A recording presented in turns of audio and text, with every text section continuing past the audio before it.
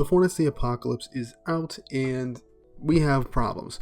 Right now we don't really have an official fan translation, just a rough estimation of what is going on in the chapter and some translations. However, it is not in the actual chapter that we got a fan translation, meaning that I'm basically going off of a literal script, and I'm probably going to use some rough translations for the imagery in this chapter review. It's something different. I wanted to figure it out since the official translations are going to be delayed right now, considering that last week's chapter was just officially published, meaning this week's chapter isn't going to be published until next week.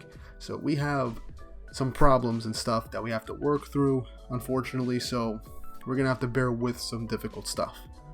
So for now, let's just go through the motions and see how this goes.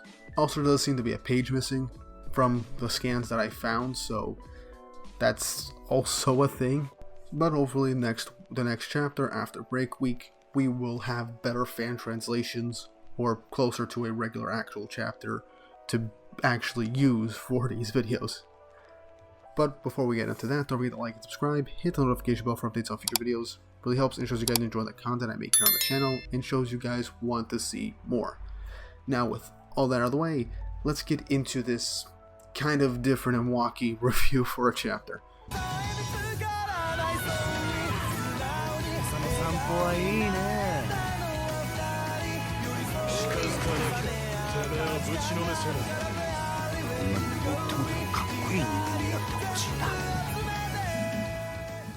So we start things off with On talking to the brother, as she essentially told him that she is part of Percival's Four Knights of the Apocalypse group, and he goes on to say that they're basically a gang of rebels.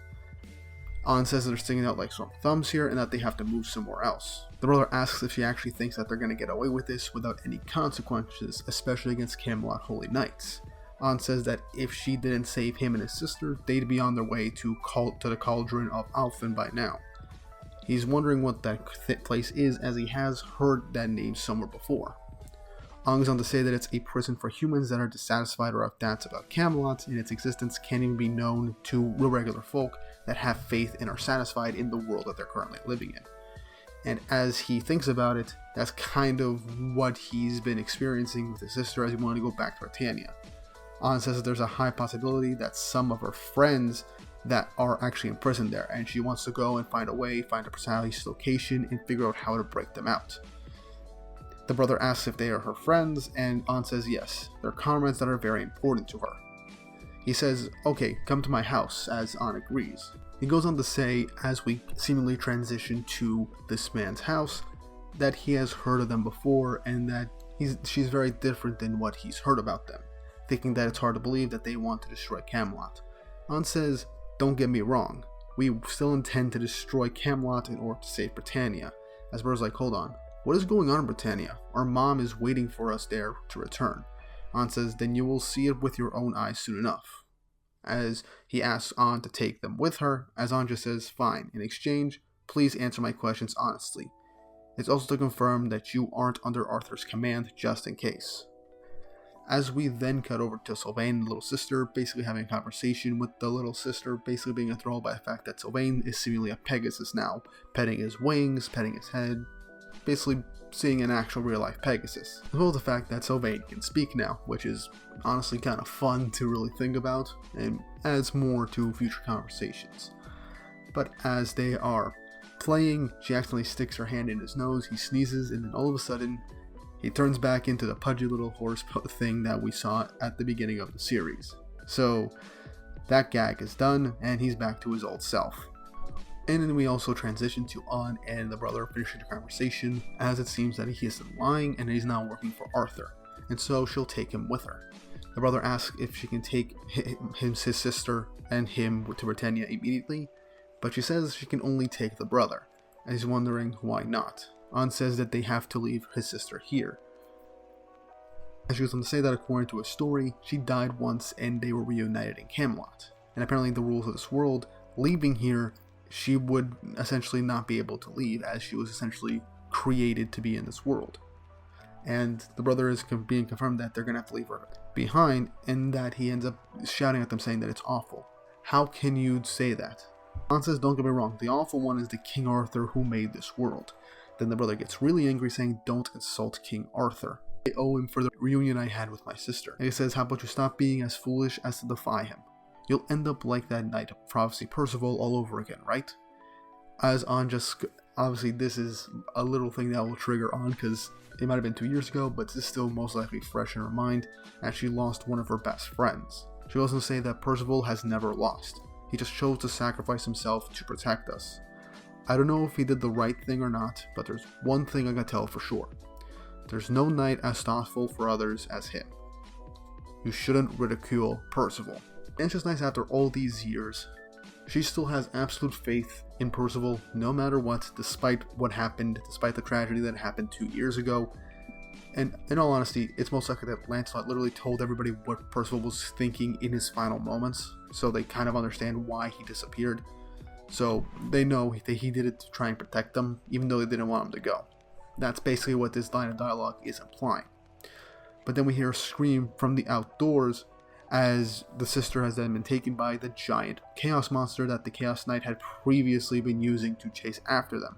On then uses a barrage of flurry attacks on the fist of this chaos monster so it loses its grip on the girl, and she gets the brother and the sister to get on Sylvain so they can run away. It's then revealed that the Chaos Knight is still very much alive, and he's trying to basically send a message saying that he's found them, as the Chaos Beast then begins to go after them, as they're wondering, wait, can't the horse fly? Has it lost its wings? And it has shorter legs now. What's going on? And apparently it can't become a Pegasus without eating some sort of magical carrot that's in her bag.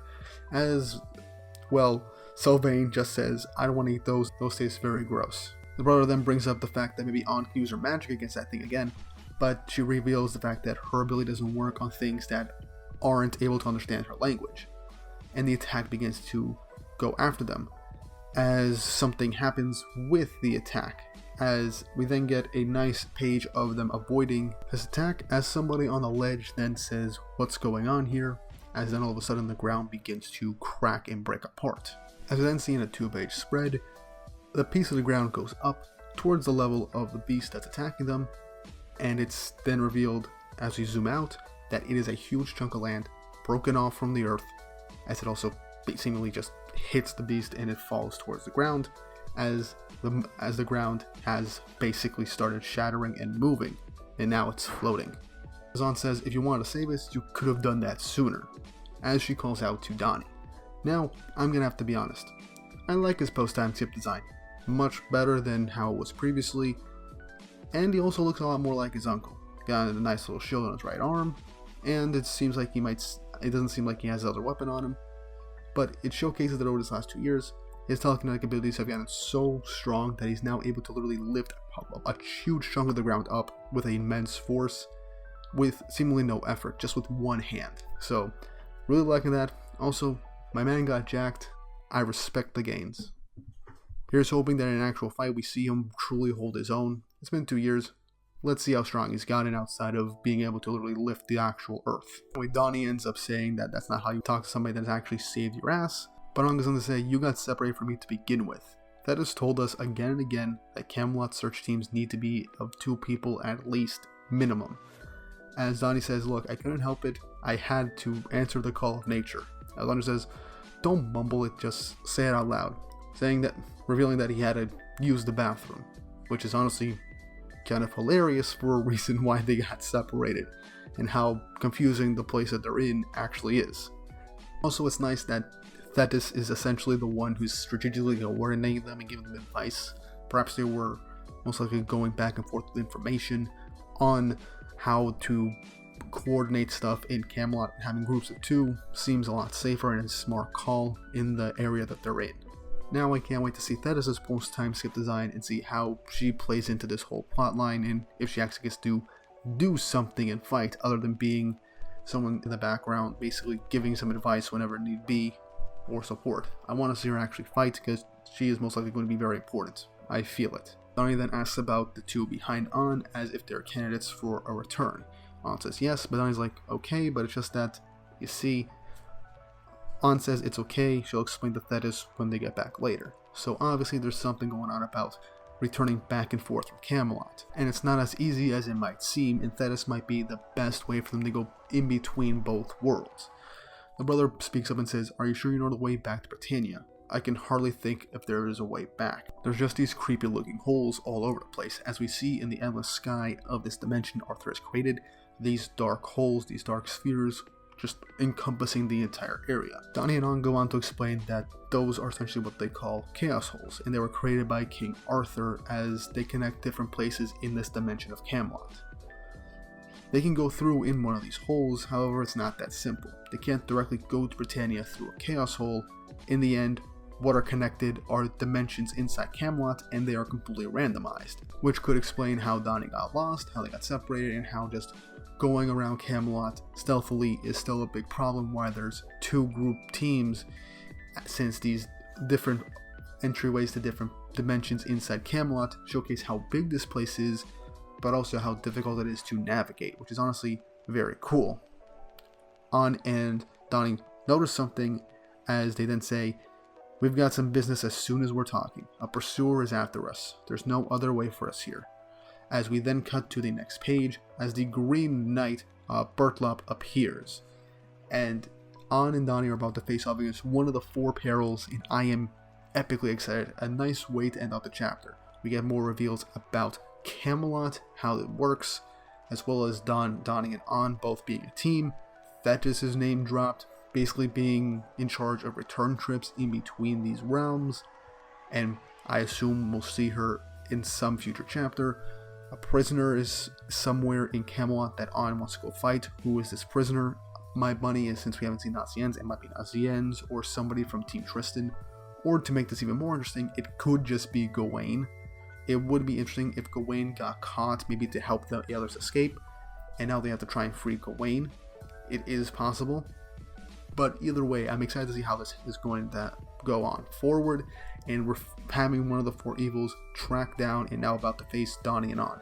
This is a good way to showcase their strength against one of Arthur's top knights, and also showcase how strong this other knight is, as Ironside got basically destroyed by Bon in the earlier sections of the time skip.